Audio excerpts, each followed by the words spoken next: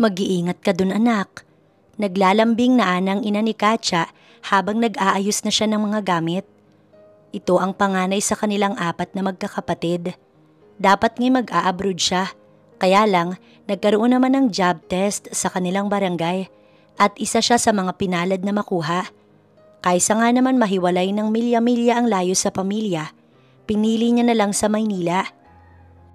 Nay, uuwi naman po ako kapag day off ko, pangako.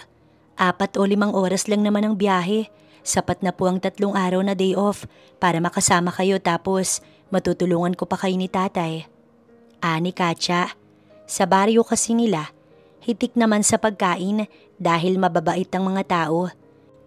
Namimigay ng mga gulay na pananim kaya lang ay hirap sa pera kaya talagang kapos lalo at nag-aaral ang 3 pa niyang kapatid. Diyos ko naman kasi, saan mo ba naisipan na magtrabaho sa Manila? Di ba'y kumakasya naman ang kita ng tatay mo? Nay, hinawakan ni Katya ang balikat ng ina. Gagawin ko po ito para sa inyo ni tatay. Ayoko pong makita kayong palaging problemado.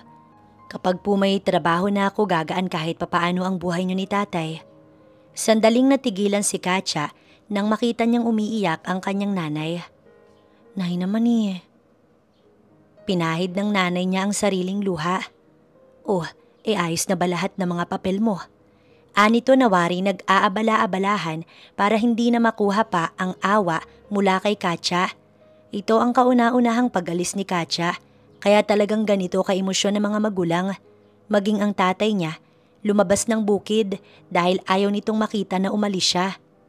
Hindi natapos ang iyakan nilang mag-ina nang sunduin na si Katya ng sasakyan nilang close van patulak sa Manila, kasama ng ilang taga-baryo din. Sana naman ay swertihin tayo sa amo. Kadalasan kasi na kung sino ang kababayan natin, siya pang nang aalipusta sa mga mahihirap na gaya natin. Usap-usapan sa loob ng van, dahilan para bahagyang matakot si Katya. Ipinagdarasal niya din na sana, maayos naman ang kasadlakan niya para wala siyang pagsisihan. May kanya-kanya na silang amo at ang detalye na nakuha niya ay may anak itong kambal. May mga kapatid naman siyang bata, kaya't pakiramdam niya, kakayanin niya naman kung sakali na pagbantayin siya ng kanyang amo. Hindi na kita sasamahan sa loob. Alam naman na ni Miss Gordon na ngayon ang dating mo. May mga papel na din ako na isubmit sa kanila. Anang babae na masyang hawak ng agency. Huminto ang sasakyan nila sa malawak at mataas na puting gate. Halatang mayaman ang nakatira doon. Buhat ang 2 bag. Bumaba si Katya. May doorbell doon. Akmang pipindutin niya na sana. Kaya lang ay nakuha ng lalaking parating ang kanyang atensyon. Naka-long sleeve ito at naka-short ng itim habang nakasapatos. Halata na galing sa pagjo-jogging. Tumigil sa pagtakbo yung lalaki at tumingin sa kanya. Matangos ang ilong, maputi at natural na pink ang labi. Bagsak ang kalahati ng buhok na hanggang balikat habang ang kalahati naman ay nakapuyod. Long-haired mallet kasi ang style ng gupit niya. Papasok ka kuya, ani Katya. Malamang bahay ko yan eh. Masungit na ng gwapong lalaki. Napangiwi si Katya at inisip kung ito ba ang magiging amo niya na may anak na kambal. Sa tansya niya, mukhang hindi naman sila nagkakalayo ng edad. Maagang humarot siguro kaya ganun. Bulong niya sa kanyang sarili. Sumunod si Katya sa magiging amo niya nang ito ay pumasok. Ako po yung magiging kasambahay niyo. Ani Katya habang pinipilit na sumabay sa malalaking hakbang ng lalaki kahit na may mga bitbit na mga damit. May mga kapatid naman po ako, kaya tsak na magkakasundo kami ng mga anak niyo. What are you talking about? Anang lalaki tsaka ito huminto sa paghakbang. Dahil sa kadaldala ni Katya, huli niya nang nakita itong dahilan para mauntog ang noo niya sa likod ng lalaki. Give it to me. Anang lalaki. Napangiti si Katya dahil sa pagiging gentleman ng kanyang amo. Akmang ibibigay niya na ang isang bag na dala niya pero kumunot ang noo nito. Yung papel. Naiinis nitong singhal. Sorry sir. Kakamot-kamot na aniya tsaka ibinigay ang resume na dala niya. Ngumuso si Katya. Kala niya jackpot na siya dahil mabait ito pero mukhang mali siya dahil sa ikinikilos nito. Mom, anang lalaki nang makapasok sila sa bahay. Nasa bungad pa lang sila ng bahay nang mamataan niya ang isa pang lalaking nasa sofa at may hawak na magazine ng mga babae. Kamukhang kamukha ito ng lalaking nasa tabi niya ngayon. Oh, nandyan na siya. Magiliw na lumabas ang ginang na napakaganda. Magandang umaga, iha. Ako nga pala si Mrs. Gordon. Pakilala nito. Napangiwi si Katya dahil alanganin naman na maging asawa ng lalaking katabi niya ang ginang. Bukod doon, ma'am ang itinawag nito. Ibig sabihin, hindi mga bata ang kambal na nasabi sa detalye. Ang twin ay... Napatingin si Katya sa lalaki na nasa tabi niya at sa lalaki na nasa sofa. Siya si Sir Kaynon mo at yung nasa sofa naman ay si Sir Clyde mo. Anang ginang, pinangunahan ng kahihiyan si Katya dahil sa sinabi niya kanina. Wala pang may anak sa amin kaya wag kang magpauso. Masungit na ani Kaynon sa kanya tsaka tumalima. Natawa naman ang ginang. Naku, pasensya na iha. Talagang masungit ang anak kong yun. Kaya nga hindi pa nagkakaroon ng kasintahan. Palibhas ay busy din sa company niya at lumiit ang sale na yun. Tumatawang anang ginang. Tara at sasabihin ko ang mga gagawin mo. Saad pa nito kaya tumango si Katya. Malaki ang bahay at talaga namang naghuhumiyaw kung gaano sila kayaman. Ang tiles nilang puti sa sahig ay may smoke na gold habang ang kisame ng sala nila may kakaibang uri ng design ng chandelier. Dito ang kusina. May tagaluto naman na pumupunta dito. Pero mostly, sa labas kami kumakain kaya hindi ka gaanong magluluto. Magpupunas-punas ka lang araw-araw. Sa itaas naman ng hagdan na yan, tukoy ng matanda sa itim na hagdang bakal na napakalawak. Nandyan ang kwarto ng mga sir mo. Si Sir Clyde mo ay open naman palagi para magpalinis. Unlike sa Sir Kaynon mo, maselan siya't hindi nagpapapasok para magpalinis hanggat hindi niya sinasabi. Tinandaan ni Katya ang sinabi ng babae niyang amo dahil mukhang mapapahamak siyang talaga kay Sir Kaynon dahil sa kasungitan nito. Sa isang masikip na kwarto, tumuloy si Katya pero sakto lang yun para sa kanya dahil mag-isa lang naman siya. Malay ko ba kasi na wala siyang anak? Bakit hindi niya agad sinabi? Papogi ba siya? Bagay sa kanya ang pangalan niya. Kaynon. Oo, tama. Sumasabog yun, di ba? Tsaka pasabugin ko mukha niya eh. Naiinis na ani Katya habang isa-isang inaalis ang damit niya sa bag. Napasinghap siya nang madinig niya ang pagbungis-ngis mula sa labas ng kwarto niya, dahilan para mapalinga siya doon. Sir Clyde? Nahihiyang ani Katya. Naipit niya ang kanyang labi. Baka kasi isumbong siya nito sa kapatid. Calm down, hindi naman ako madaldal. Natatawang ani to, tsaka naglakad papasok sa kanyang kwarto. Ano nga palang pangalan mo? Anito pa nang maupo sa kama niya malapit sa kanya habang naka-cross legs at iniikot ang paningin sa kisame ng kanyang kwarto. Katya po, nahihiyang sagot niya. Nilingon siya ni Clyde bigla. Ang ganda, pareho tayo ng initial ng name. Matamis itong umiti tsaka biglang lumingon dahilan para halos isang dangkal na lamang ang maging pagitan ng mukha nila. Napalunok si Katya sa kaba. Pakiramdam niya, si Kaynon pa din ang kaharap niya. What are you two doing? Haya na naman ang magkasalubong na kilay ni Kaynon. Dahilan para biglaang mapatayo si Katya. Ayaw niyang pag-isipan siya ng kung ano sa bahay na iyon. Napatawa si Clyde. Basta, secret natin yun ha. Bungis-ngis nito patungkol sa mga sinabi ni Katya. Kapag may kailangan ka magsabi ka lang sa akin ha. Malay mo matulungan kita. Pinikitan pa siya nito bago lumabas ng kwarto. Samantala, hindi naman naaalis ang paningin ni Kaynon kay Katya hanggang sa isara ni Clyde ang pintuan. Anong ginagawa mo? Dinig ni Katya na ani Kaynon sa kapatid. Wala, kinakamusta ko lang siya. Stop it, Clyde. Huwag mong isama sa mga dirty tricks mo ang mga tao dito sa bahay. Yun lang ang nadinig ni Katya. May punto naman si Kaynon para sa kanya dahil alam niya sa itsura ni Clyde na ito ay babaero. Nay, ano pong gagawin ko? Akala ko po'y mag-aalaga ako ng mga bata pero mukhang mas mahirap pa dahil 2 binata ang makakasama ko at taliwas pa ang kanilang ugali at ang mas malala, napakasungit ng isa. Nasabi na lamang ni Katya.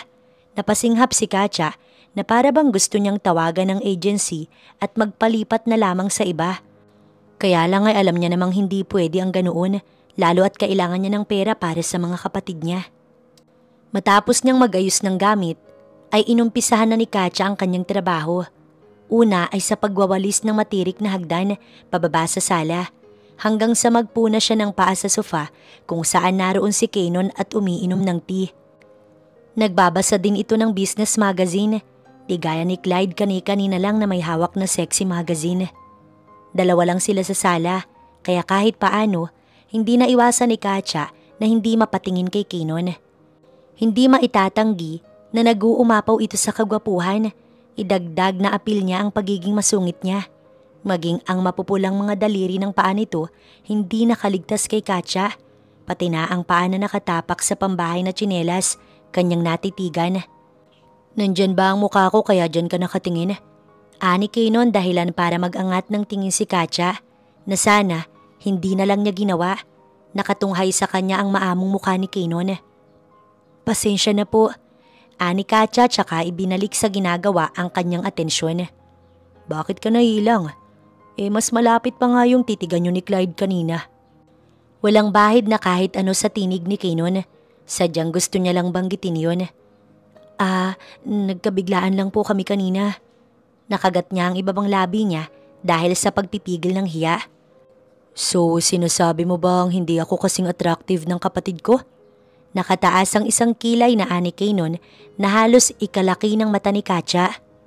Po, naku hindi po sir, hindi naman po ganun ang ibig kong sabihin. Magkamukha po kayo ni Sir Clyde kaya wala pong pinagkaiba.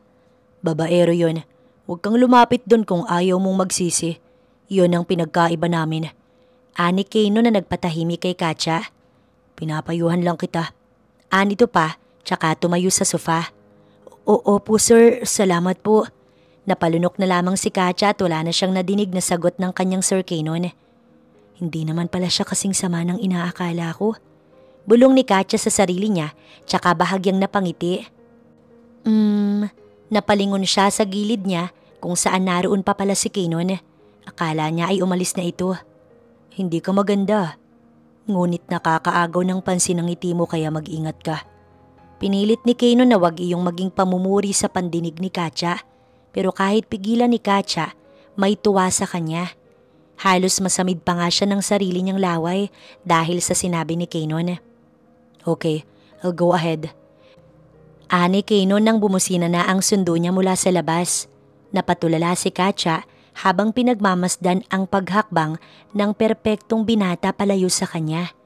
Nang sumunod na araw, ay nasa labas noon si Katya at nag-aalis ng mga tuyong dahon, katuwang si Mrs. Gordon. Nasa pool si Clyde at nagbababad sa tubig habang nakangiti at nakatitig kay Katya. Ma'am, si Sir Clyde po. Friendly po ba siya? Mabait ang ginang kaya naman ganoon na lamang kalakas ang loob para magtanong dito. Naku oo, yan nga mismo ang kinaayawan ni Kanon sa kanya. Sigurado ako kinausap ka na ni Kanon. Sinabihan kanyang mag-ingat. Humahalakhak ang ginang. Nakasanayan na niyang pinaalalahanan ng mga kasambahay. Napapagod na din kasi siya kakahanap ng makakasama dito sa bahay. Yang si Clyde kasi, masyado pang nag-e-enjoy sa buhay kabaligtaran ni Kanon. Iyong huling kasambahay umalis dito na luhaan dahil nagkagusto sa Sir Clyde mo. Kaya lang ay wala pa naman sa linya niya na mag-asawa. Tumatawang anang ginang. Ayos lang po sa inyo ang ganun na maging ganun si Sir Clyde? Oo naman, lahat naman tayo ay may karapatan sa buhay, hindi ba? Gwapo ang mga anak ko, kaya nasa inyo na lamang kung magkakagusto kayo sa kanila. Basta ako sinasabi ko ang totoo. Bakit sa amin? Ani Katya sa sarili. Maya-maya pa, nakita ni Katya na umahon si Clyde sa pool dahilan para makita ng dalaga ang magandang katawan nito. Ngunit kaagad na natapos ang pag-iimahinasyon ni Clyde nang dumating si Kanon. Oh, wala ka sa bench para mag-flex ng abs. Ani Kanon para padarag na ibigay ang tuwalya kay Clyde. Anong problema nun? Ani Clyde. Ma'am, habang patagal ng patagal pasungit ng pasungit yan. I-blind date nyo na nga yan. Kulang lang sa lambing yan eh. Natawa na lamang ang ginang sa sinabi ni Clyde. Naglakad naman si Kanon palabas para salubungin ang kaibigan na dumalaw sa kanya. What's up? Balita ko wala nang balita sa'yo. Birong anang lalaki dahilan para bahagya siyang suntukin ni Kanon. Tara sa loob. Anyaya niya dito. Diretso siyang naglakad kaya lang, hindi naman nakaligtas sa kaibigan ang kasambahay na si Katya. Sino yun? Ganda ya. Sabi ko bakit ka nagawi dito? Hindi mo naman pwedeng sabihin na hindi ka busy dahil matunog ngayon ang telenovela na ginawa mo. Isa kasing direktor ang kanyang kaibigan. Nagpapahangin lang, si Simoy ganun. Tatawa-tawang anito. Yung babae nga, sino nga siya? Tanong nitong muli habang malawak ang pagkakangisi na nakatanaw kay Katya. Stop it, hindi ako natutuwa. Ani Kinon. Chill, curious lang ako sa kanya. Ikaw naman talaga ang sinadya ko. Maya-maya, pumasok na ang mami ni Kinon kasama si Clyde at si Katya na nagtatawanan. Ang tinik talaga ng kapatid mo, no? Birong anang kaibigan ni Kinon. Oh, nariyan ka pala Eros. Sandali at ipaggagawa namin kayo ni Katya ng maiinom. Thank you tita. Magiliw na ani Eros. So Katya pala ang pangalan ng beautiful creature na yun. Nakasulyap si Eros kay Katya, nakasunod ng ginang habang humahakbang papunta sa kusina. Kapag hindi mo itinikom ang bibig mo, maaga kang uuwi, maniwala ka sa akin. Ani Kinon. Fired her. Tapos kukunin ko. Halika na nga. Wala kang magandang maidudulot sa akin eh. Singhal na ani Kinon. Si Melissa, hinahanap ka niya. She wants to talk to you. Sandaling natigilan si Kinon. Ito ang babaeng noon pa man, mahal na mahal niya at naging dahilan kung bakit ayaw niyang kumilala ng ibang babae. Bumalik lamang si Kinon sa ulirat nang lumapit si Katya at inilapag ang merienda na para sa kanya. Nang umalis si Katya, tsaka sila nagpatuloy sa pag-uusap. Hindi ba't may karelasyon siya? Bakit pa niya ako gustong makausap? Come on bro, ayokong sabihin na mayabang ka pero alam mo naman na maitsura ka din at sikat kaya kahit sino pang nakarelasyon nun, iiwan para sa'yo. Mr. Almost Perfect ka nga, hindi ba? Tawang ani Eros kay Kinon. Naging palaisipan kay Kinon ang mga sinabi ni Eros. Kung talaga nga bang willing nang makipagrelasyon sa kanya si Melissa at kung sino ang nakarelasyon nito kaya nagawa siya nitong tanggihan noon. Model si Melissa at talagang maganda kaya nga buong akala niya nag-focus ito sa career niya kaya niya hindi hinayaan noon si Kinon na manligaw sa kanya. Sir, mula sa labas ng kanyang kwarto ang boses. May kailangan ka? Ani Kinon pagbukas niya ng pinto. May dala itong 2 baso ng gatas. Pinadala po ni ma'am bago sana kayo matulog. Pupunta ka kay Clyde? Seryosong ani Kinon na ikinatango niya. Bumaba ka na. Ako nang magdadala niyan sa kwarto niya. Matulog ka na. Batid din naman ni Katya na ganito talaga si Kinon sa lahat ng kasambahay. Pero talagang pakiramdam niya, espesyal siya. Inantay ni Kinon na makababa si Katya bago siya pumunta kay Clyde. Alam ni Kinon na bukas ang pinto noon dahil hindi naman maalam mag-lock ang kapatid niya. Oh, ikaw ang nagdala? Bakas ang dismaya sa tinig nito. Bakit? Sinong inaakala mo? Masama ang tingin na ani Kinon sa kapatid. Hay, bakit ba napakaseryoso mo? Katya is like the others. Aalis siya pag ayaw na niya.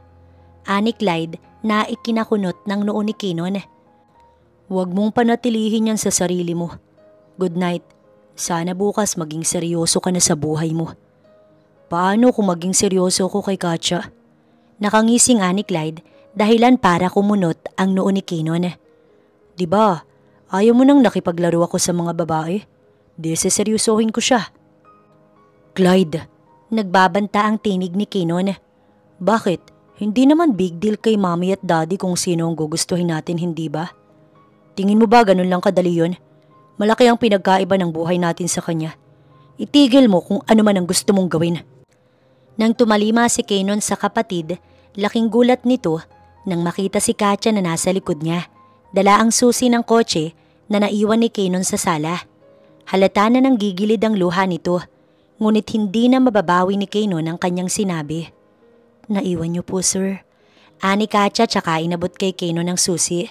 Nag-iwas ng tingin si Kinon nang iyon ay tanggapin. Mabilis na naglakad si Katya pababa hanggang nakakaramdam naman ng inis si Kinon sa kanyang sarili. Hindi niya gustong manglait o maka-offend ng tao, pero alam niyang kahit na baliktarin, iisa ang magiging dating noon kay Katya. Hanggang sa kinabukasan, pagising ni Kinon ay ang nanggigilid sa luha na mata ni Katya kagabi ang kanyang naalala. Bumaba siya sa sala at inabutan niya na naman itong naglilinis doon. Naupo siya sa sofa para magpapansin dito. Nagbabaka sakali siya. Kung sakali nakausapin siya nito, ipaliliwanag niyang sinabi niya kagabi kaya lang ay lumipat na kagad si Katya ng ibang pwesto kahit hindi pa nagiinit ang puwet niya sa sofa. Halata na iniiwasan talaga siya ng dalaga. Katya? Sa kauna-unahang beses, tinawag ni Keno ng pangalan nito. Nilingon siya ni Katya, ngunit wala siyang mabakas na emosyon dito. Pwede mo ba akong gawan ng maiinom? Nainis si Kenon. Nagtatanong sa kanyang sarili kung kailan pa siya natutong mautal. Coffee or tea po, sir? Napaka-casual kung makipag-usap. Nawala iyong Katya na nag-feeling close sa kanya. Sige, coffee na lang. Nasalo ni Kenon ang kanyang noo pag alis ni Katya.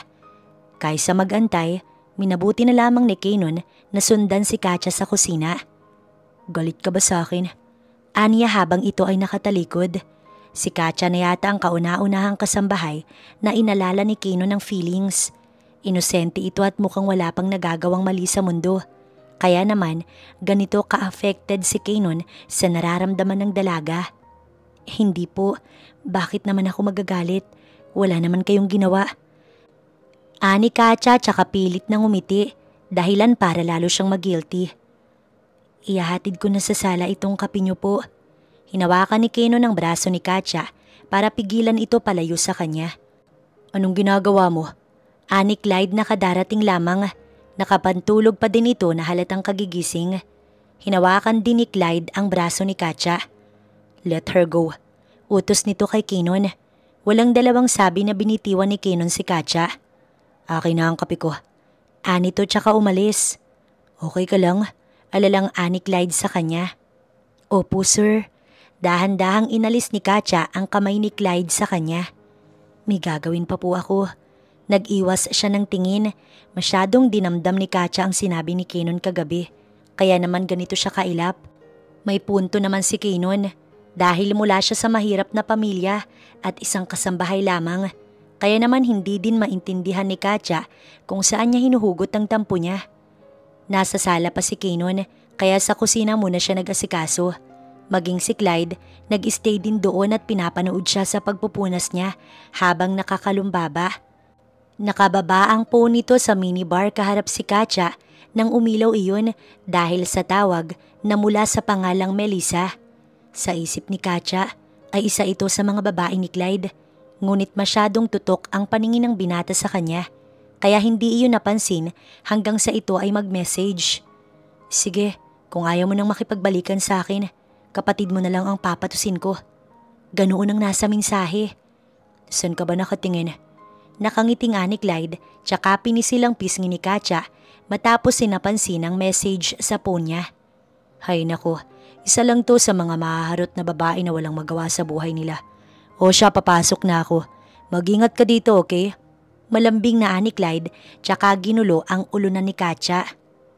Nang sumunod na umaga, bumaba na naman si Kenon sa sala pero hindi para magpapansin kay Katya. Pakilinis ang kwarto ko. Ani Kenon, dinaanan niya lamang si Katya kaya naman umakyat na din ang dalaga. Pagpasok niya sa kwarto ni Kenon, nandoon ang cellphone nito. At tulad ng pangalan na nasa cellphone ni Clyde na siyang tumawag kahapon ay eto din ang tumatawag kay Kenon. Tulad ng sinabi nito kay Clyde sa message kagabi, ay mukhang si Kenon naman ang balak nitong targetin. Binaliwala na lamang ni Katya dahil alam niyang wala din naman sa kanyang pakialam si Kenon. Oo tama, bakit ko siya pipigilan na masaktan? Nilait niya nga ako dahil sa pagiging mahirap ko eh. Bahala siya dyan. Oo, mas maigi na huwag kaming mag-usap. Para din hindi niya ako mautusan madalas. Nakangusong ani Katya. So, ayaw mong mautusan kaya iniiwasan mo ko? Natatawang ani Kenon nang maabutan na nakanguso si Katya. Hindi naman po. Hindi po sir. Kung ganun ano? Nakangiti pa din si Kenon na naglakad papasok tsaka naupo sa kama at nag-cross legs habang nakatingin kay Katya. Wala po. Yung nangyari po nung nakaraan. Huwag niyo na lang po yun alalahanin. Okay na po ako. Alam mo bang yun ang hindi nagpapatulog sa akin? Napalingon si Katya nang sabihin iyon ni Kinon. Palagi kitang iniisip dahil baka na-offend kita. Sandaling nabuhayan si Katya. Hindi niya alam kung tama ba ang saya na nararamdaman niya. Hindi ko naman gustong masaktan ka. Alam mo naman na playboy ang Sir Clyde mo. At yun mismo ang iniiwas ko sa'yo. Kaya sorry kung nasaktan kita. Okay lang po yun. Okay na tayo bati na tayo. Inalok ni Kinon ang kamay niya kay Katya at nang kunin iyon ni Katya, para bang nahugutan ng tinik si Kinon. May saya din sa kanya kahit paano. Paglabas ni Katya sa kwarto ni Kinon, ay nasa labas si Clyde. Walang pasabi nang pumasok ito sa kwarto ng kapatid, dahilan para ang maliit ng ngiti ni Kinon ay biglang naglaho. Anong kailangan mo? Ano sa tingin mo ang ginagawa mo? Bakit mo pinapasok sa kwarto mo si Katya? Nagpalinis ako. Hindi ka nagpapalinis ng kwarto mo, Kinon. Palabanaan ni Clyde. Teka nga, bakit ka ba ganyan? Normal naman na utusan ko siya dahil kasambahay natin siya. Kasambahay? Tingin mo tanga ko? Alam kong may ibig sabihin niyang mga ngiti mong yan.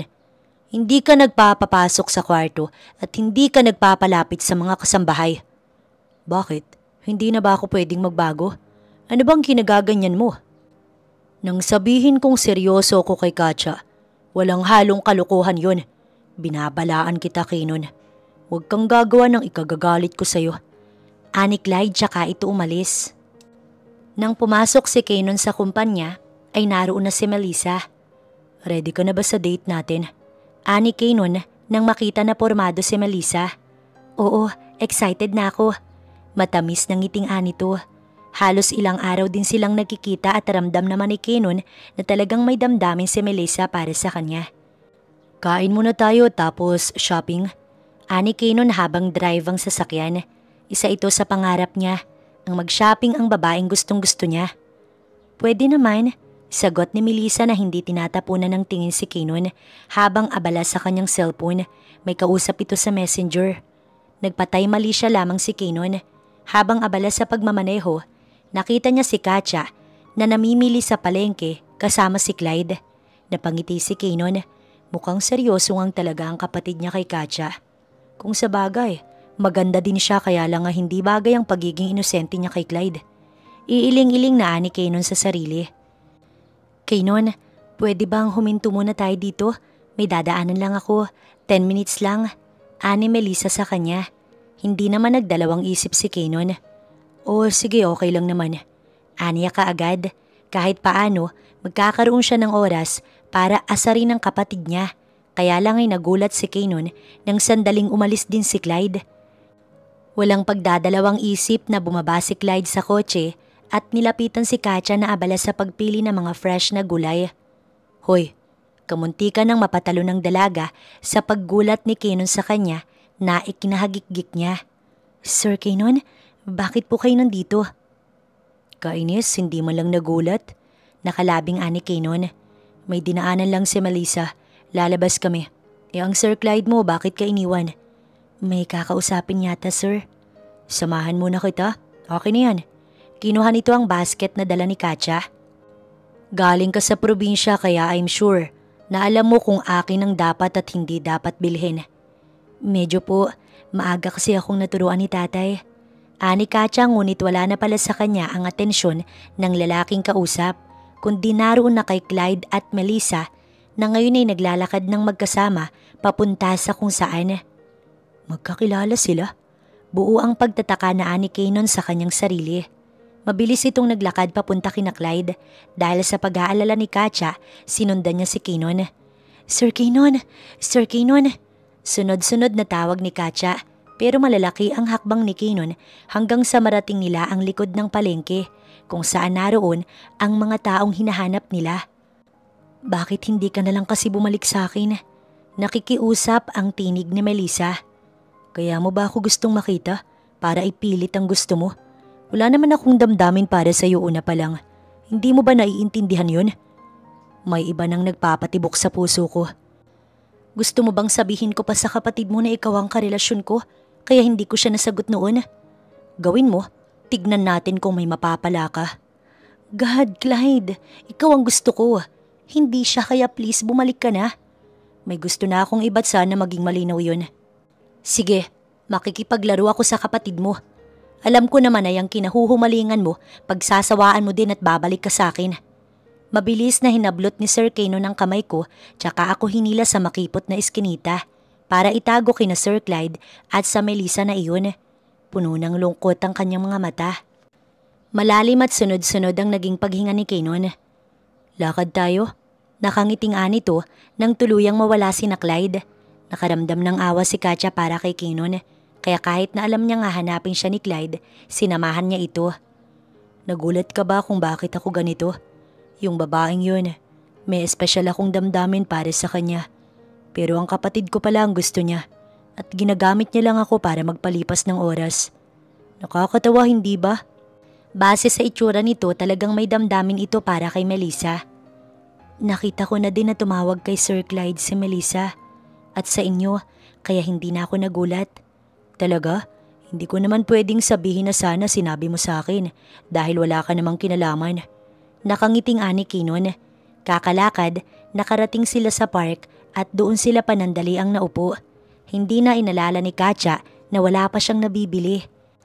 Nagring ang cellphone ni Kanon at si Melissa ang caller, kasabay ng kay Katya at si Clyde naman ang sa kanya. Pinatay ni Kanon ang phone niya. Nakakatawa. Hindi ko alam na aabot sa ganito. Alam ni Clyde na gusto ko si Melissa, kaya hindi ko inaasahan na magiging sila. Kung minsan, yung mga hindi natin inaasahan ang nangyayari. Kaya naman nadidisappoint tayo at iyon ang pinakamaling desisyon na gawin, ang mag-expect galing sa isang tao.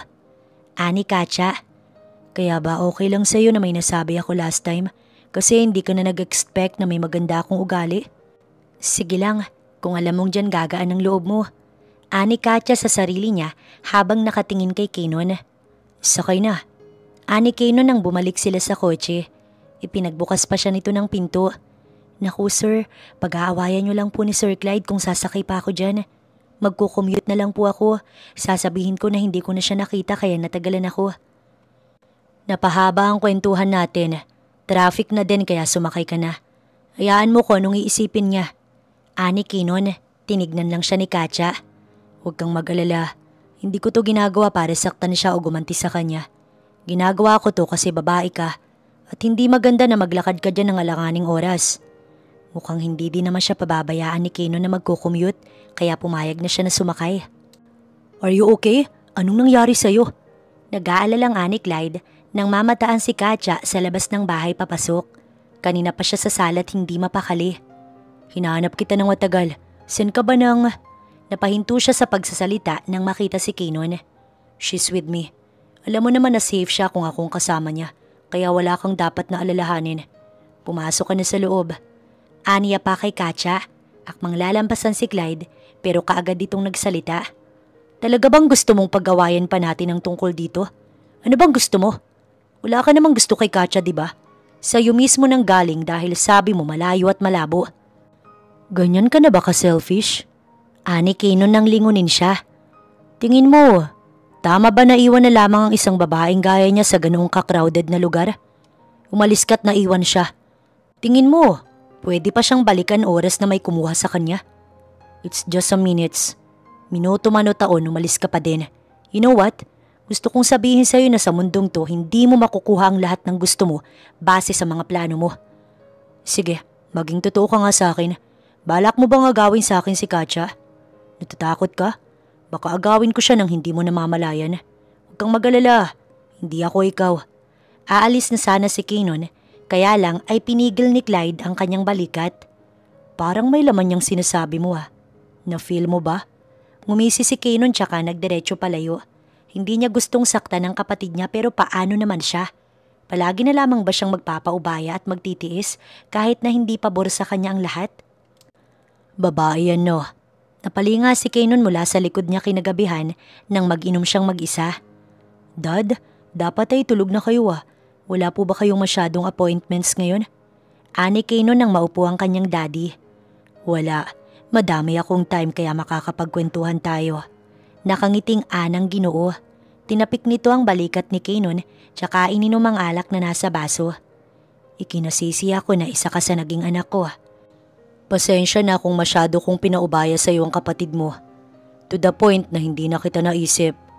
Okay lang po, nauunawaan ko naman Dad. Masyado kayong busy sa mga business natin.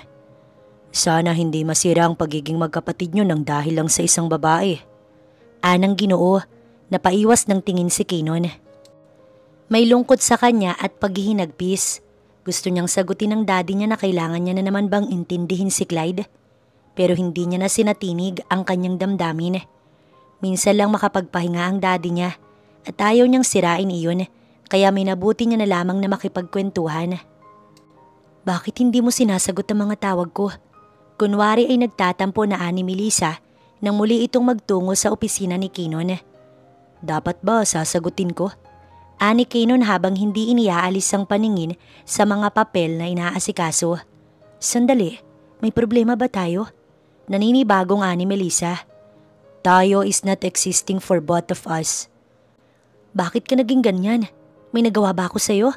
Kahapon bigla ka na lang nawala nang hindi nagpapaalam sa akin.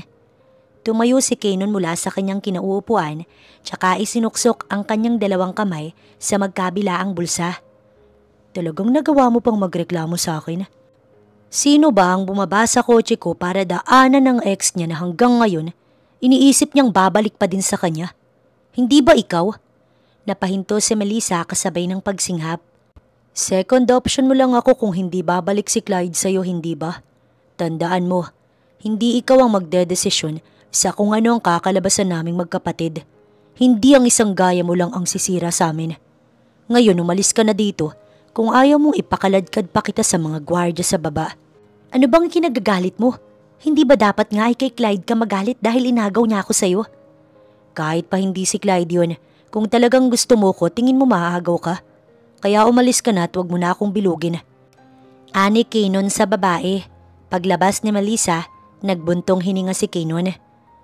Bakit ba ako nagpapaka-stress? Di gustuhin niya si Katya. Pangungumbinsi ni Keenon sa sarili. Bakit ko ba siya inaalala? Iiling-iling na niya. Dahil sa payo ng daddy ni Keenon, sinubukan niyang iwasan si Clyde at Katya. Sanay naman siyang mag-isa, kaya ganoon na lamang ang plano niyang gawin. Pwede ba kitang makausap? Ani Clyde isang umaga nang dalawin nito si Keenon sa opisina. Tungkol kay Katya. Wala na akong plano na inisin ka. Ikaw na ang bahala kay Katya kung anong gagawin mo sa kanya. Naka-schedule kasi ang flight ko ngayon sa Paris. Na-hospital ang nanay niya kaya umuwi siya sa kanila. Makikisuyo ko na puntahan mo siya. Hindi ka ba nag-aalala? Hindi ba't ayaw mo nga nalapitan ko siya? Kung sakali man na pumayag siya na makuha mo, nangangahulugan lang yun na hindi niya ako gusto. Ngumiti si Keenon. Hindi ko gagawin yun para lang ibalik sa iyo mga ginawa mo sa akin. Kapatid kita. Parang nanikip ang puso ni Clyde ng mga sandaling yun. Sorry. Anya, nagulat si Keenon nang sabihin iyon ni Clyde. Kinausap ako ni Daddy. Nagkwentuhan kami.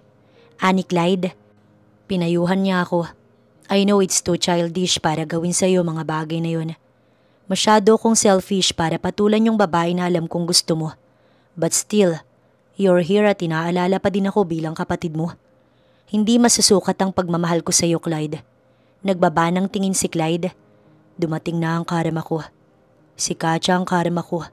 Kung kailang ready na ako magseryoso, tsaka naman niya ako inayawan. Ani Clyde. Inayawan? Pero bakit? Hindi ko alam pero alam kong malaking bagay ang dahilan ng pagiging loko-loko ko. Tingin ko din, ikaw talaga ang gusto niya. Tipid nang umiti si Clyde. Mauna na ako. Anito.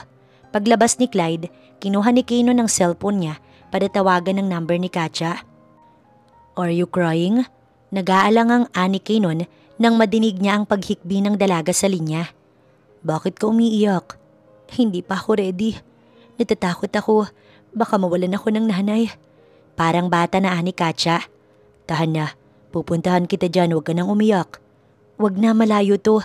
Okay lang ako, Keenon. Magiging okay din ako, Sir Keenon. No, huwag ka nang makulit. Ani Keenon. Alam niya kung gaano kabait si Katya. Minsan din kasi niyang inusisa ang pamilya na mayroon ng dalaga at nabanggit nito ang nanay at tatay kung gaano ito kamahal ni Katya. Ibinili ni Keenon sa kanyang kanang kamay ang company. 3 araw akong mawawala. Paano po yung mga meetings na nakasked? Yung mga investors na padating? Kung willing silang makaantay hanggang makabalik ako'y okay lang. Pero kung hindi na kaya, ipakancel mo na. Kahit sa meeting, ganoon din ang gawin mo. Ani Kaynon tsaka lumabas ng company pasakay sa kanyang kotse. Naging mahaba ang biyahe ni Kaynon hanggang sa wakas, narating niya ang hospital kung saan naroon ang nanay ni Katya. Inabutan niyang nakadukduk ito sa hospital bed habang hawak ang kamay ng kanyang nanay. Katya, tawag ni Kaynon. Ngunit sa halip na magdilat si Katya, nanay niya ang nagising. Napuyat siya, iho. Kakabantay sa akin. Ipagpaumanhin mo, ngunit sino ka ba? Malapit pong kaibigan ni Katya. Umiiyak siya na makausap ko siya kaya napasugod ako dito. Talaga? Nakakatuwa naman na malaman yan. May kaibigan pala ang anak ko na kasing gwapo mo. Maya-maya, bumukas ang pinto at pumasok ang Ginoo na may dalang prutas at ilang pagkain. Magandang umaga po. Bati ni Kaynon kahit may kaunting pag-aalangan. Base sa tindig at itsura ay ito ang ama ni Katya. Sino ka naman? Walang bakas na kahit anong pagpipigil na anang Ginoo. Kaibigan daw ng anak mo. Anang nanay ni Katya. Tumaas ang kilay ng Ginoo. Kaibigan lang? Sigurado ka ba? Bahagyang natawa ang nanay ni Katya. Mahal, hindi naman siguro masama kung sakali lang na magbo-boyfriend ang anak mo, lalo't nasa tamang edad naman na. Hindi ko inaalis na wag siyang kumilala. Ang sa akin lang ay yung maayos naman sana ang mapapangasawa niya. Naranasan na natin ang hirap. Hahayaan mo pa bang maranasan niya yun ulit? Madaming mga mapagpanggap ngayon. Scammer ka nga nila. Ginagamit ang muka. Halata na pinaparinggan nito si Kaynon. Isa po akong businessman. Minabuti nang sabihin ni Kaynon iyon dahil natatakot siya na baka may masabi pang iba ang magulang ni Katya. Modelo naman po ang kapatid ko. Isang owner ng hotel ang daddy ko habang ang mami ko naman nagpapatakbo ng sarili niyang jewelry shop. Akala ni Kaynon makakabuti na aminin ng katotohanan, ngunit lalong hindi mapinta ang mukha ng Ginoo. Bakit mo sinasabi sa akin ang mga bagay na yan? Tingin mo gold dagger ako? Singhal na anito kay Kaynon. Napakurap si Kaynon. Digger po yun, sir. Kita mo na, itatama mo pa ako. Kaya dagger yan o digger. Hindi ko pinaliligawan ng anak ko. Sir, walang sir-sir sa akin. Pag sinabi kong hindi. Hindi ko po siya nililigawan. Mahinahon na ani Kaynon na ikinalingon ng daddy ni Katya pabalik kay Kaynon. Nang magising si Katya, inabutan niya ang pagtitinginan ng tatay niya at ni Kaynon. Sir Kaynon? Nauutal na ani Katya. Mas inuna mo pang batiin yan kaysa sa akin. Nangingimbulo na anang tatay ni Katya. Siya po ang anak ng amo ko eh. Nanlalaki ang mata ng tiningnan ng tatay ni Katya si Kaynon. Ganun ba? O siya, lalabas muna ako para makapag-usap kayo. Nahiya bigla ang tatay ni Katya. Hindi na po tay, dito na lang po kayo. Hindi na, tanggi na anang tatay. Ano po bang nangyari at biglang nahiya si tatay? Alam mo naman ang tatay mo. Ayaw na mapunta ka sa hindi maganda, kaya nakapagbitaw ng hindi maganda dito kay sir. Anang ina ni Katya. Kaynon na lang po, ma'am. Magalang na ani Kaynon. Pasensya ka na, kakausapin ko na lang si tatay. Hindi na, okay lang ako. Ani Kaynon habang hawak ang kamay ni Katya. Normal lang naman iyon sa isang magulang. Ikaw, umiiyak ka nung tumawag ako eh, okay ka lang ba? Oo, medyo malaki kasi ang binagsak ng katawan ni nanay, kaya nanibago ako.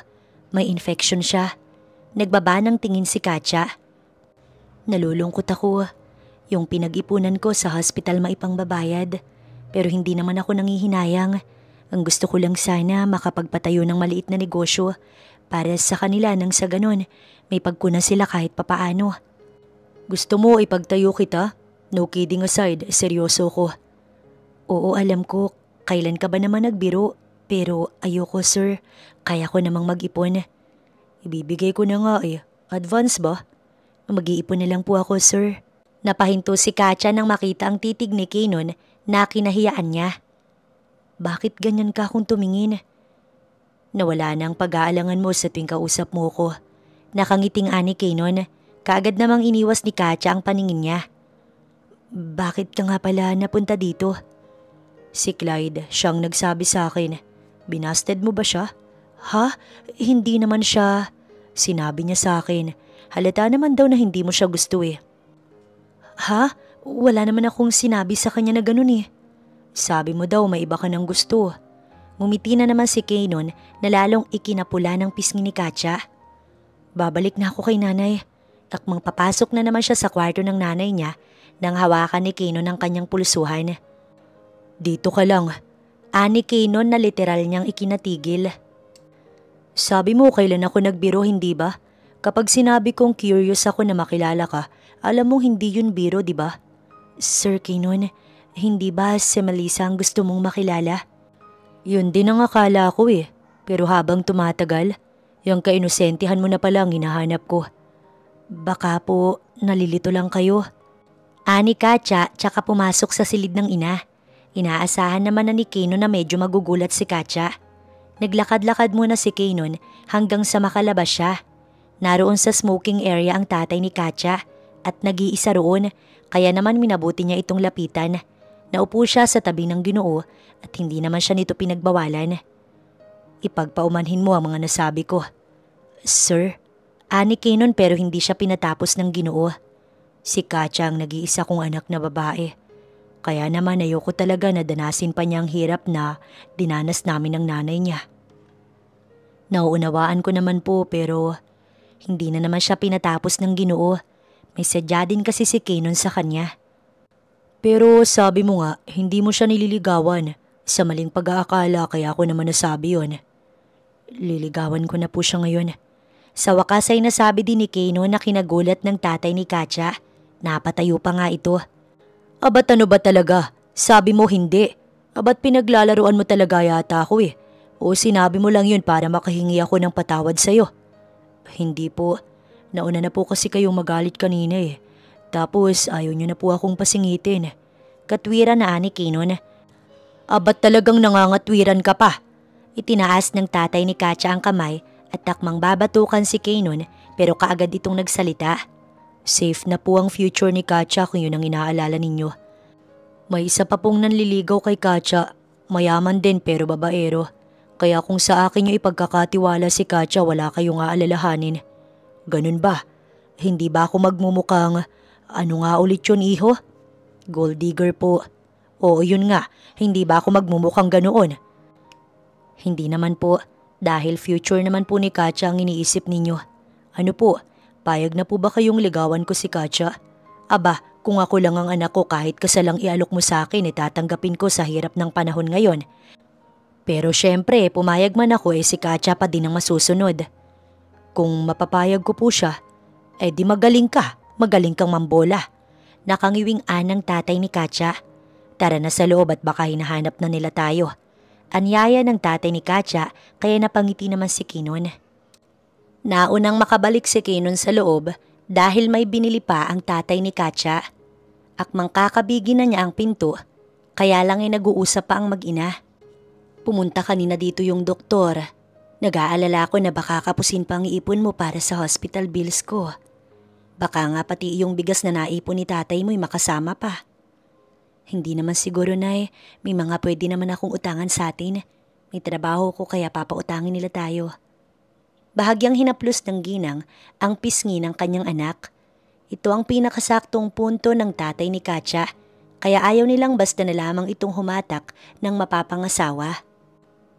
Ano naman ang sinisilip-silip mo dyan? Napasinghap si Kaynon dahil sa pagsulpot ng tatay ni Katya sa kanyang likuran. Kalalaki mong tao napaka-chismoso mo. May mahalaga pa po kasing pinag-uusapan si Katya at si tita. At kailan pa kita naging pamangkin? Nakapamaywang pa ang Ginoo ng iyon ay sabihin. Akala ko po ba'y okay lang ako naman ligaw sa anak niyo? Oo nga. Bakit po ayaw niyong ipatawag na tita ang asawa ninyo? May ganoon pa ba? Nagtatakang anang Ginoo. Opo, modern na po ngayon Akala ko naman, direktang nanay at tatay na. May mga ganun pa pala. Anang Ginoo na lalong ikinangiti ni Kaynon. Pwede pa din naman po nating sundin yung dati. Nakangiting ani Kaynon. Tara na po sa loob tayo. Tatawa-tawang anya pa nang samaan siya ng tingin ng ama ni Katya. Ano't hindi maipinta ang mukha niyong mag-ina?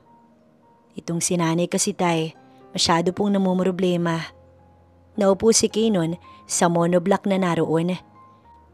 Bilang business owner, sa totoo lang po'y nag-e-experiment talaga kami para sa pagtatayo ng another branch ng business namin.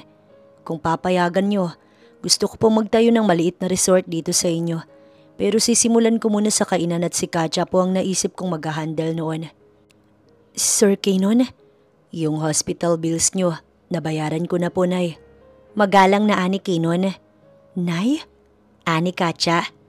Sumunod lang ako sa lumang tradisyon. Kaysa naman tita, hindi po ba tay? Ngiting ani Kinon sa Ginoo na siyang nagbigay ng ideya sa kanya. Oo. Napangiwi ang Ginoo. Pakiramdam niya, nagisa siya sa sarili niyang mantika. Sir Kinon, babayaran ko po kayo. May naipon po ako kaya kahit kalahati babayaran ko kayo. No, hindi na. Okay lang. Kung sakali na mag-work ang business natin, at saka na lang tayo magbayaran. Nakangiting ani Kinon. Nang hapon din ngang iyon, naayuwi nila ang nanay ni Katya. Nakilala ni Kinon ng 3 pang kapatid ni Katya na mga binatilyo. Paano po kayo gumawa po ng ganyan? Ano pong ginagawa nyo?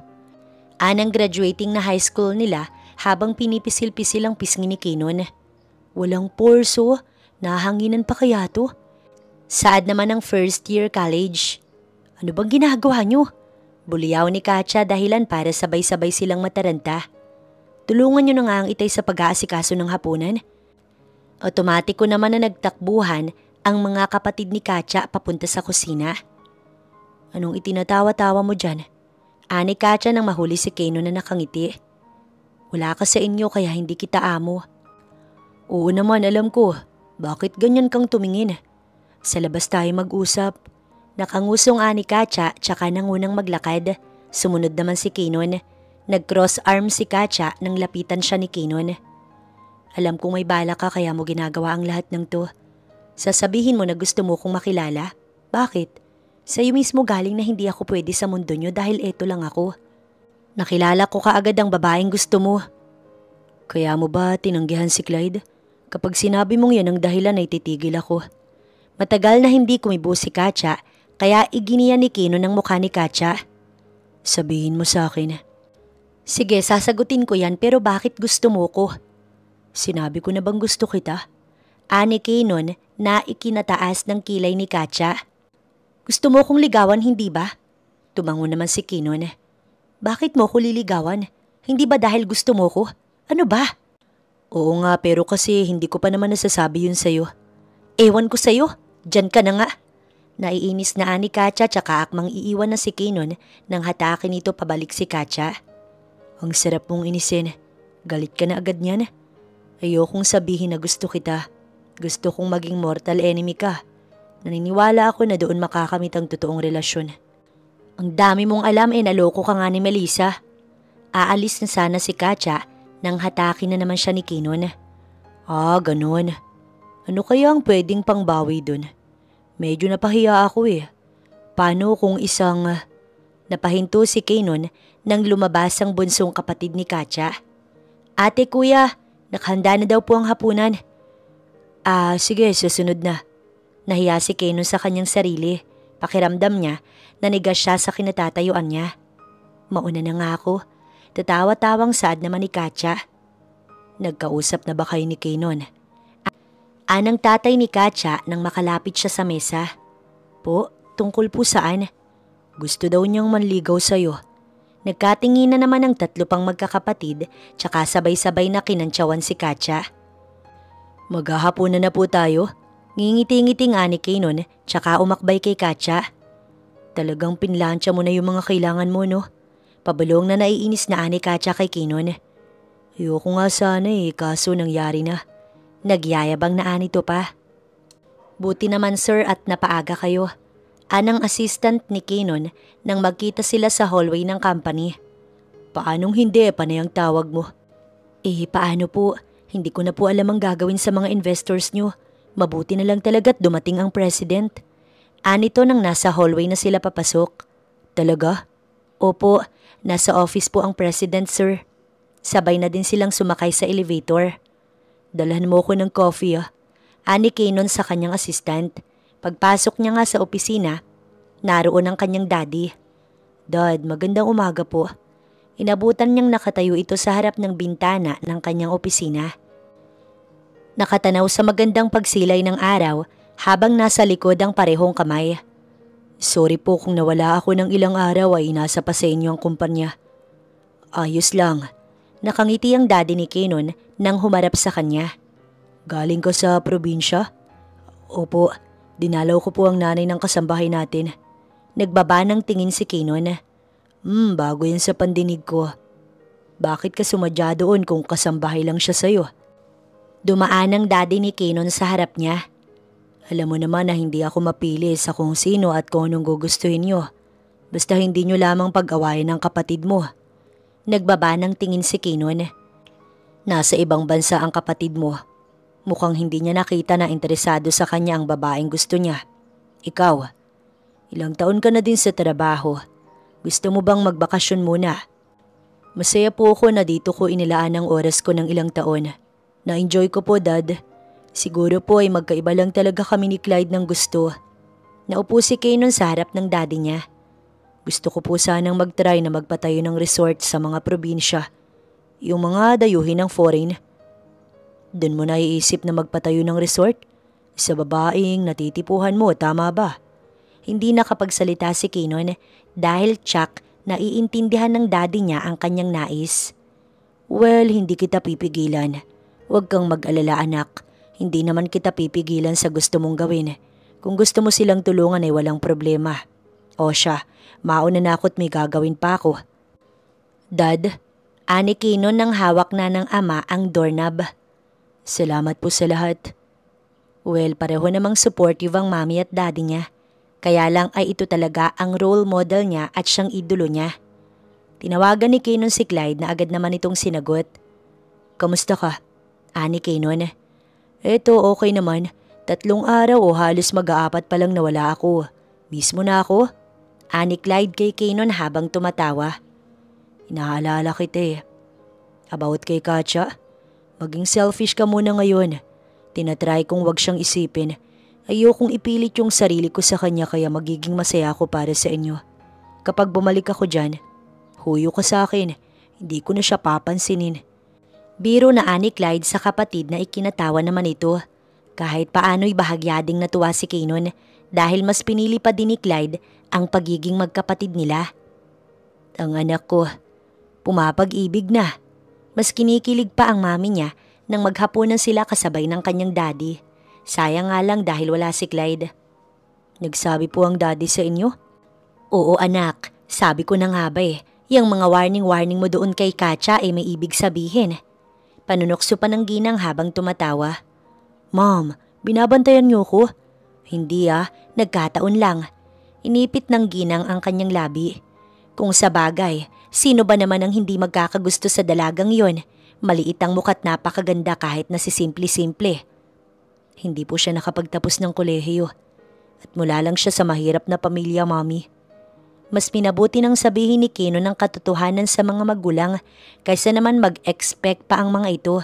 Pero sa halip, malakas na hampas sa braso ni Kanon mula sa kanyang ina ang natanggap niya. Pasaway ka talaga. Bakit kailangan pa sa iyong manggaling ang mga bagay na yan? Nakapagtapos man o hindi dahil ginusto mo siya, aba ipagmalaki mo. Hindi naman basihan ng estado ng buhay para hindi mahalin ng isang tao. Isang swak na halimbawa na ang kapatid mo. Nakapagtapos nga ng kolehiyo pero tignan mo, hindi siya gusto ng gusto niya. Kasalanan niya yon. Natawa na lamang si Kanon. Talagang ipinagmamalaki niya ang humor ng kanyang ina. At maswerte siya dahil kahit na nasa ranking sila ng pinakamayaman sa Pilipinas, ay nanatiling nakatapak pa din ang 2 paa ng ina sa lupa. Hindi gaya ng iba. Gaganyan-ganyan ang mami mo. Naglulook forward na yan sa kasal mo. Kani-kanina lang nabanggit niya sa akin na tsak daw maganda at gwapo ang magiging apo niya sa inyo. Tumatawang ng daddy ni Kanon. Ma'am, wag naman. Hindi pa nga ako sinasagot Baka mamaya ma-postpone pa to. Ano? Hindi ka pa sinasagot? Aba, pa-hard to get din ang batang yun ano? Anang mami ni Kinon. Ate, may package na naman mula sa Manila para daw sa'yo. Anang kapatid ni Katya na high school. Ha? Nagtataka si Katya. Kinuha niya ang dala ng kapatid niya. Saan naman kaya ito galing? Kahapon lang kasi ay nakatanggap din siya ng ilang mamahaling damit. Tapos ngayon, jewelries naman na hindi naman niya magagamit dahil hindi naman siya palalabas ng bahay. Hindi kaya kay Kuya Kinon ate? Anang kapatid niya. Hindi sumagi sa isip niya na baka nga si Kinon yun, kaya kaagad niyang kinuha ang phone para tawagan si Kinon. 2 beses pang nagring yun hanggang sa sagutin ni Kinon. Maglalambing pa sana si Kinon nang kaagad na magsalita si Katya. Nagpapadala ka ba ng mga gamit sa akin? Ha? Hindi naman, bakit? Kung ganun, saan galing ang mga to? Ani Katya habang hawak ang isang box na may lamang jewelry set. Good morning, Iha. Naiwang nakatulala si Katya dahil sa magiliw na tinig na iyon na nasa harapan ng bahay nila. Mrs. Gordon? Ngiwing ani Katya. Nandyan si Mami. Bakit daw? Nag-aalalang ani Kinon. Oh, si Kinon ko ba ang kausap mo? Hayaan mo na muna siya dyan. Kinuha nito ang cellphone ni Katya na nasa tenga niya tsaka pinatay ang linya. Magandang umaga po, tuloy po kayo. Naku Iha, dito ka pala nakatira. Magiliw na ng ginang na walang halong pangmamata. Opo, pagpasensyahan niyo na po. Hindi po ganoon kaayos ang bahay namin. Bahagya namang hinampas ng ginang ang braso ng dalaga. Hay nako, hindi mahalaga ang tirahan. Ang mahalaga ay ang mga nananahan. Nasaan nga pala ang mga magulang mo? Kinabahan si Katya kung bakit ba nagtatanong ito kung nasaan ang kanyang magulang. Malamang na nagtataka ka kung bakit ako narito. Ang lagay Iha ay may pag-asa naman ba ang anak ko? Nasamid si Katya ng sarili niyang laway. Malinaw na nasabi na ni Kinon na nanliligaw ito sa kanya, kaya pati ang magulang nito sumadya pa sa kanila para ilakad ang anak. Parang binudbura ng paminta si Katya, lalo na nang madinig na niyang parating ang itay niya mula sa palengke. Nabanggit niya kasi sa mga magulang niya na hindi malabong magustuhan niya si Kinon at mabait naman ito. Ang inaalala niya lamang ay si Kinon mismo. Paano kung hindi pala talaga siya ang gusto nito? Aba, may bisita ka pala anak. Anang tatay ni Katya. Magandang umaga po. Nanay po ako ni Kinon. Akmang makikipagkamay ito sa tatay ni Katya. Naku, huwag na po. Mula po ako sa palengke at marumi pa ang kamay ko. Sandalit aayusin ko lamang ito. Anang Ginoo. Magiliw ang tatay mo at nasa itsura niya ang pagiging responsable. Nga pala maiba ko, natanggap mo ba yung mga pinadala ko sa'yo? Po, yung mga damit at alahas, para sa'yo yon. Opo, natanggap ko naman po. Sa inyo po pala galing. Tinawagan ko naman po si Kinon, kaya po pala hindi niya alam. Hay naku, wala ka talagang aasahan sa batang yun. Walang sweetness sa katawan. Napangiti na lamang si Katya. May gusto yun sa'yo noon pa. Anang nanay ni Kinon tsaka hinawakan ang kamay ni Katya. Dati walang pakailam yun sa mga kasambahay na nagkakagusto sa kapatid niya. Pero nang dumating ka sa bahay, panay ang tanong kung nagkakasama daw pa kayo ni Clyde. Malakas na napatawa ang ginang habang si Katya naman pinangungunahan ng hiya. Talaga po? Hindi ko po alam dahil panay ang pagsusungit niya sa akin. Syempre, gano'n naman ang mga lalaki. Kunwari wala silang pakailam pero ang totoo, gusto ka din naman nila. Naputol ang pag-uusap nila dahil sa pagbalik ng tatay ni Katya. Heto, at uminom po muna kayo ng malamig na juice. Anito dala ang 3 baso na may lamang juice. Ano po ba ang sadya niyo sa anak ko? Anang Ginoo nang maupo sa tabi ni Katya. Wala naman po, kinamusta ko lang ang daughter-in-law ko. Daughter-in-law? Napatawa ng malakas ang tatay ni Katya. Hindi naman po kayo nag-aapura, hindi ba? Hindi naman po, sadyang kinamusta ko lang si Katya. Kamusta pala yung inoffer ni Kinon sa'yo, yung resort? Hindi pa po namin napag-uusapan, ma'am. Ma'am? Naku, hindi. Tita na lang o kaya mami. Aba, oo. Sa akin nga tatay na ang tawag ni Kinon. Suhol pa ng tatay ni Katya. Aba, mukhang magkakasundo tayo. Oo naman, basta sa ikasisiya ng mga bata. Napakamot na lamang si Katya sa kanyang ulo. Habang nagkukwentuhan ng mami ni Kinon at ang tatay ni Katya, minabuti niyang mag-text kay Kinon. Kaagad naman siyang nakatanggap ng tawag mula dito. Nasa labas ako ng bahay.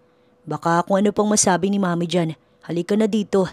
Sinamantala ni Katya na abala ang mga magulang niya para makalabas. May mga nasabi ba siya sa'yo? Ani Kinon nang bumaba sa kotse. Wala naman. Feeling ko nag-uusap sila ni tatay tungkol sa kasal. Nahihiyang ani Katya na ikinahagik-gik ni Kinon tsaka siya pinagbuksan ng pinto. Siya pala ang nagpadala sa akin ng mga package. Kaya pala ganoon ang sinabi niya last time eh. Kala niya hindi ako kumikilos para hindi makuha ang loob mo. Hard to get ka daw eh. Umiiling si Katya. Ako? Hindi naman sa ganoon. Ayoko lang na may pagsisihan tayo sa bandang huli. Hindi pa ganoon katagal na nagkakakilala tayo. Tapos hindi mo pa din alam kung paano mag-handle ng relasyon. Kahit ako ganun din. Pasensya ka na kung kinukulit ka ni mami. Excited na kasi siya na magkaroon ng apo sa akin eh. Nanlalaki ang mata ni Katya nang titigan si Kinon. Hindi mapili ang mami sa magiging in-laws. Basta family-oriented ay pasok ka sa requirements na yun. Ayaw niya nga din ng laki sa yaman dahil mahirap din pakisamahan. Hindi gaya ng mga taong mula sa mahirap na pamilya. Ngayon ay malinaw nang naiintindihan ni Katya kung bakit hindi mapili ang ginang sa mapapangasawa ng anak niya. Huminto sila sa bakanting lote, ngunit may mga pananim na puno ng mangga. Nabili ko to nung last week. Dito ko balak na magpatayo ng business kasama ka. Tumingin si Katya kay Kinon. Kasama ako?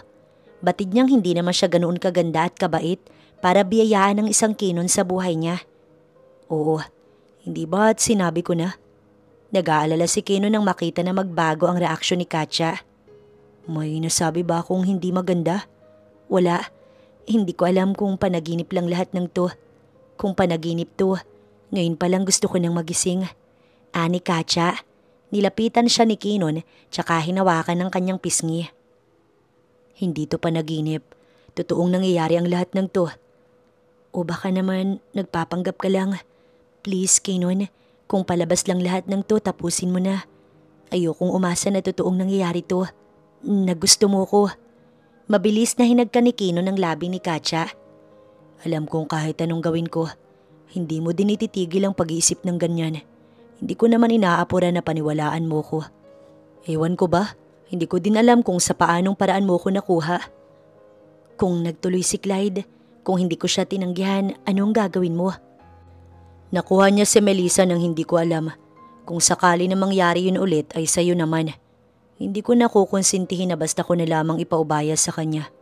Sana malino na sa'yo. Madami na akong pinaubaya sa kanya at hindi na ako papayag na pati ikaw ay ipaubaya sa kanya. Ani Kinon. Sandaling minuto lamang ang nilagi nila doon dahil pinasilip lang naman ni Kinon ang kalupaan kay Katya. Kasabay noon, ang dalawa nilang magulang na Chuck tapos nang mag-usap ngayon. Ngunit taliwa sa kanilang inaasahan ang kanilang inabutan. Dad? Kunot noon na ani Kinon. Kung kanina dalawa lang na nag-uusap ang tatay ni Katya at mami ni Kinon, ngayon ay 4 na sila. Kompleto sa rekados na sila. Ano pong ginagawa niyo dito? Kinakamusta ang mga magiging biyanan mo? Nakangiting anang ina ni Kinon. Ma'am naman, huwag niyo kaming madaliin ni Katya. Napahiya na inalis ni Katya ang kamay niya kay Kinon. Hindi naman sa nagmamadali kami. Hindi naman siguro masama na makilala din naman ng mga magulang ni Katya, hindi ba? Anang daddy ni Kinon. Dahil sa pakiusap ng dalawa na wag madaliin ang pagsasama nila, nag-focus na lamang ang mga magulang nila sa pinapatayong resort at restaurant sa baryo nila Katya. Dahil doon na halos lumaki ang magulang ni Katya, kaya humingi ng kaunting payo ang mga magulang ni Kinon kung ano ang in-demand sa baryo. Dayuhin ng turista, kaya maganda itong lokasyon na nabili ni Kinon. Ang tatay ni Katya, tapos na kasi nilang ipagawa ang restaurant at mamayang hapon ng opening noon at free para sa lahat. Mga exotic foods ang gusto kong ipatikim sa kanila. May mga investors din kasi si Kinon na padating. Anang daddy ng binata. Maya-maya pa, dumating na ang kotse na sakay ni Kinon at Katya. Maraming nagsasabi na instant yaman nga daw dahil sa pamilya ni Kinon. Ang mga ito na din kasi ang sumagot sa pag-aaral ng tatlong magkakapatid. Yung si Christian ay sa ibang bansa pa magtutuloy ng kolehiyo dahil sa matataas nitong marka. Ayaw nga sanang nadidinig ni Katya na pinag-uusapan sila dahil kadalasan ay hindi malunok ang pagkakaintindi sa kanyang kalagayan. Akala ng iba, isang pamilyang gold digger sila, lingid sa kaalaman ng lahat na pinilit lamang ng mga Gordon na sila ay tulungan. Okay na ba lahat, Mom, Dad? Oo, may mga bisita na magmumula pa sa Manila. Ang iba namang foreign sa Siargao, dadayo dito para makiparty. Anang mami ni Kinon. Sana hindi masayang ang lahat ng to. Wika naman ni Katya. Hinawakan ni Kinon ang likod niya, tsaka bahagyang hinaplos. Hindi yan, may tiwala ko sa'yo. Sa ngayon kasi, nag-aaral si Katya ng business management habang may tutor. Siya ang magmamanage ng business na ito habang hindi pa sila kasal ni Kinon. Madalas din naman na nandito si Kinon kaya kahit papaano ay may pagtatanungan si Katya. 6:00 ang umpisa ng party. Nauna lamang sila ng 30 minutos para naman hindi sila matriggered kung may kulang. Okay na po ba to? Kung may request pa po kayo pwede pa nating ipalagay. Anang organizer. Hindi na, okay na yan. Maraming salamat sa'yo. Si Katya ang nakipag-usap. Mula nang makilala nito si Kinon, ay pinag-aral na siya ng nobyo na makisalamuha sa karamihan, lalo at isang businessman ang kanyang mapapangasawa. Hindi naman kailangang masyadong ingrande ang venue, lalo at probinsya to. Mas ine-enhance natin ang nature view kaysa sa mga interior design. Napangiti si Kinon, hindi siya nagkamali. Malaki ang potensyal ni Katya na maging isang magaling na businesswoman. Bukas ang magkabilang pinto ng restaurant para naman mas ma-feel ng mga tao na open sila para sa lahat. Nakangiti pa din si Kinon habang pinapanood si Katya. Hinahayaan niyang ito ang mag-manage ng lahat. Habang patagal ng patagal, padami ng padami ang mga tao. Welcome sir. Ani Katya nang magpasukan ng kumpol ng foreign. Ang karamihan sa mga foreigner na nauna ay nakatingin kay Katya. Kaya may nabuti na ni Kinon na ito ay lapitan. Baka napapagod ka na, honey. Naglalambing na ani Kinon na ikinataka ni Katya kung bakit ganito ito umasta. Are you her? Hindi hinayaan ni Kinon na matapos iyon ang foreign na nagtanong. Her husband. Ani Kinon, kumunot ang noo ni Katya. Anong sinasabi mo? Mga pogi yan. Mas matangos ang ilong sa akin. Baka mamaya makuha ka ng mga yan kaya kailangan na nilang malaman na ako ang asawa mo soon. Tara na nga sa loob, ipapa-assist ko na lang sila sa ibang staff. Kaysa nagkakaganyan ka? Natatawang ani Katya. Aalis na sana sila't maglalakad papasok, kaya lang ay isang pamilyar na tinig mula sa kanilang likuran. Hindi ako invite. Sabay na lumingon si Katya at Kinon. Naroon si Clyde at nakangiti. Malaki ang pinagbago nito kumpara ng mga nakaraang buwan. All black hair na ang buhok nito at fade ang gupit. Gwapong-gwapo, palibhasa nga'y modelo sa ibang bansa. Clyde, nakangiting ani Katya. Akmang lalapit si Katya sa kanya, pero umatras siya. Oops, kapag nilapitan mo ko, kahit na alam kong ikakasal kayo ng kapatid ko, aagawin kita, sige ka. Pananakot ni Clyde na ikinalabi ni Katya. O siya, babalikan ko muna si nanay doon. Paalam ni Katya sa dalawa. Tumango naman si Kinon. Tss, bahagyang sinuntok ni Kinon ng balikat ng kapatid. Panay kakalukuhan. Kala ko ba hindi ka makakauwi? Malakas ka sa akin eh. Tsaka para na din sumilay. Ang laki ng ginanda ni Katya. Alagaan mo ah. Oo naman, binabago ko na ng paunti-unti ang buhay niya. Nag-aaral siya ngayon. Mabuti naman, susunduin ko si Christian. Diba dun siya mag-aaral? Huwag mong turuang mga babae yun ah. Ani Kinon.